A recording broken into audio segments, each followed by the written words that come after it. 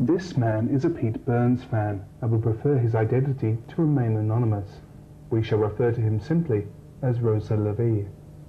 Well, my first emotion for Pete Burns probably goes back into the mid-80s, and I think Pete was a lot more sexier.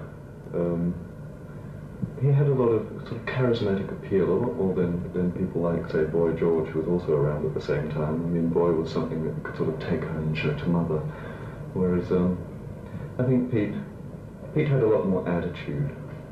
And so when did you start collecting all this? Probably when I was around 13 or 14, back in the days of high school. Just avid reader of Smash Hits magazine. And you've still got it here, which surprises me. It's a bit sad, really, isn't it? But when you go to so much trouble to collect all this tat, I mean, even things from England, you sort of don't really want to throw them away, sort of kind of attached to them. Well, let's see, here's an early, very early article, and you can see that there used to be 4 members in the band, and you can see them here. You've got sort of Pete here, looking like a cat, and then you've got Tim Lever. This one was Mike Percy, boldish sort of chap up the top, and this guy here, Steve Coy, he's apparently still in the band. It's Steve and I, and whoever we choose to work with at the time. I don't want a rigid lineup because I think that most people who are professional musicians suffer from what I call the greed factor. They want massive commercial success. They'll do anything to get it. That's what they go into it for. If that happens to me, and it has happened before, that's just a bonus. That's not the main motivation.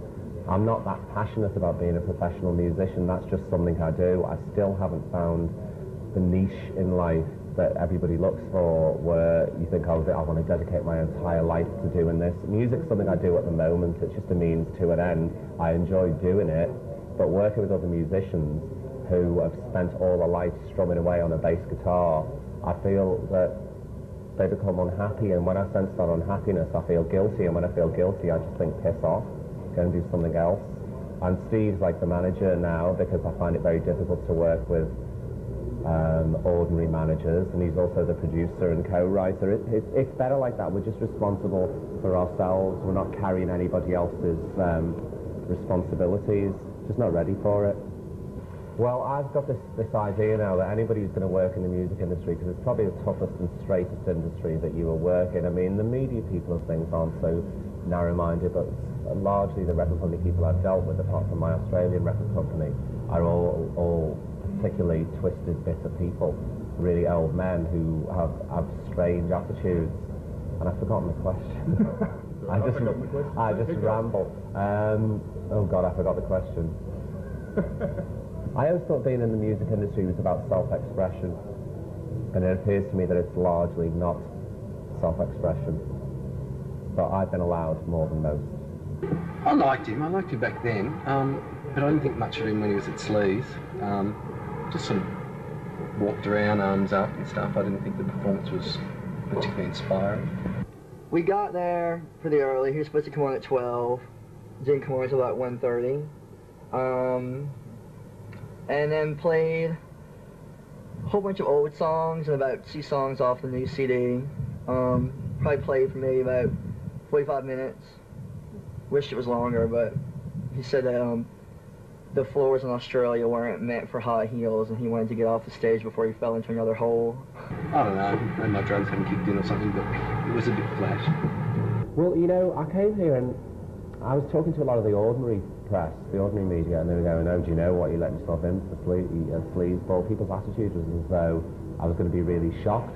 All I can say about Sleaze Ball is anything I saw at Sleaze Ball I've seen before, because we have similar events in London, all over the world. And all I can say about Sleaze Ball is the audience was fantastic, and the organisation was far superior to any event like that I've done before. The people who organised the staging, the whole thing was very, very organised. I didn't get a chance to see much of Sleaze Ball. I did 2 numbers and then went home. You know, I looked at the club a little bit. It was great fun. I think it's a positive thing that people come together in that huge amount.